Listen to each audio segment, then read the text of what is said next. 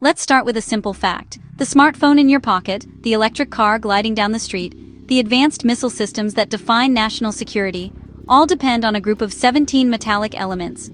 These are the rare earth elements, or REEs. Their name is something of a misnomer. They are not all that rare in the Earth's crust. What is rare, however, is finding them in concentrations high enough to make mining them economically viable. It is this scarcity of commercially exploitable deposits that gives them their immense strategic value in today's global economy. These elements, with names like neodymium, dysprosium, and yttrium, are the secret ingredients of the 21st century.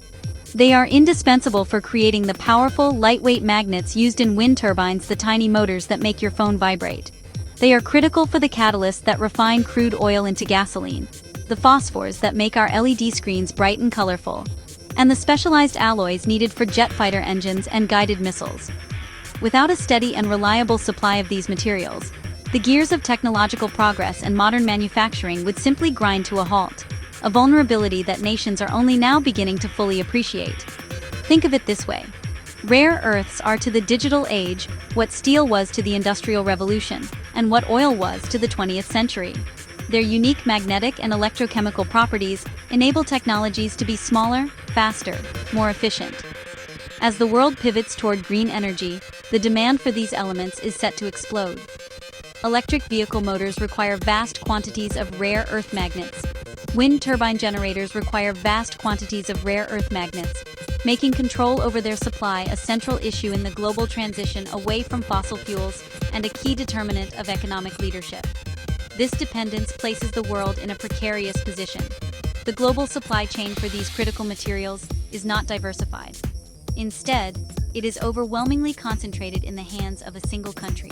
For decades, one nation has built a near monopoly over mining and, more importantly, the complex and polluting separation and refining.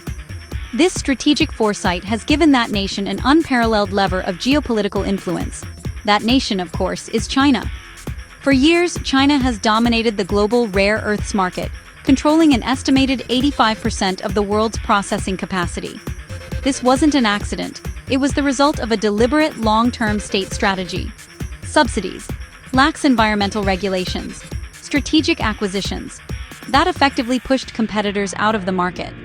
This dominance has transformed into a potent geopolitical weapon.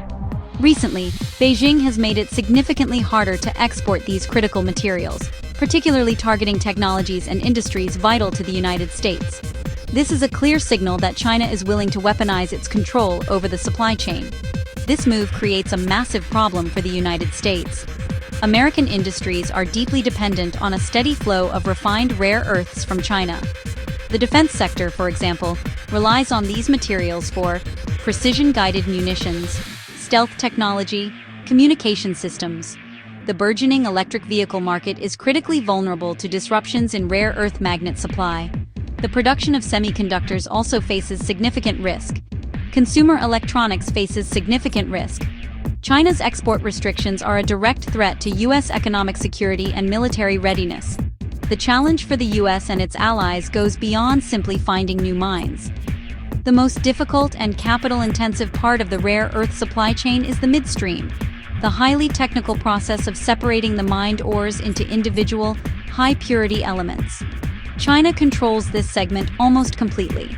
Even if the U.S. were to restart its own mines, such as the one at Mountain Pass, California, it would still likely need to send its ore to China for processing.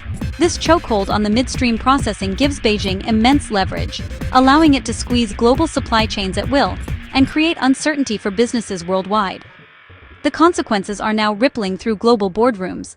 International companies, from automakers to electronics giants, are desperately seeking to de-risk their supply chains and find alternative sources outside of China. They cannot afford to have their production lines held hostage by geopolitical tensions between Washington and Beijing. This urgent search for new, reliable partners has created a vacuum in the global market. It is a strategic opening, a once-in-a-generation opportunity for another nation to step in, diversify the global supply, and capture a significant share of this vital industry. This is where a rising power like India enters the picture. As global industries scramble to diversify away from China, India is emerging as a uniquely attractive alternative. The country possesses the world's fifth largest reserves of rare earth elements, a significant natural endowment that has been largely untapped. More importantly, India maintains a relatively stable and friendly relationship with Western nations, crucially, with China. While China restricts exports to the US, it appears more willing to supply raw materials to friendly neighbors like India, and semi-processed materials, which India can then add value to and export to the global market. This dynamic presents a golden opportunity for India's Make in India initiative. As international businesses look for new manufacturing hubs, India's growing industrial base and modern factories become a prime destination. Establishing rare earth processing facilities in India would serve the domestic market. Building magnet manufacturing facilities would add further value, and together they would position India as a key node in a new, more resilient global supply chain. This would bring foreign investment and technology transfer, help build a high-tech manufacturing ecosystem, and create thousands of skilled jobs for India's young workforce. Developing the rare earth sector can accelerate India's ambitions in electric mobility, renewable energy, and defense electronics. A domestic supply of rare earth magnets would be a massive boon for automakers producing affordable electric vehicles. It would also enhance strategic autonomy by reducing dependence on China for critical defense components. By positioning itself as a solution to the world's supply chain problem, India can fuel economic growth and bolster national security.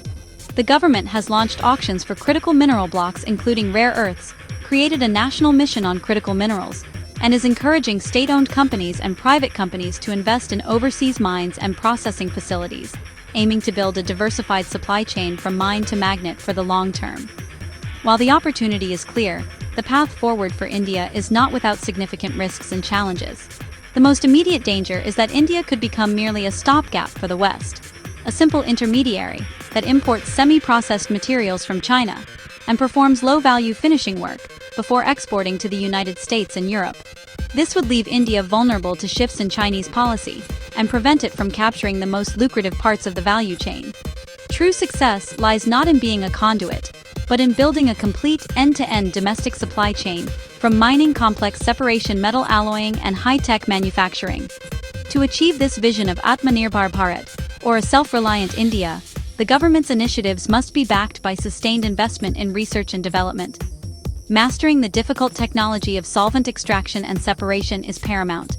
This requires a concerted effort between public research institutions, universities, private industry, to innovate and scale up processing technologies that are both economically competitive and environmentally sustainable.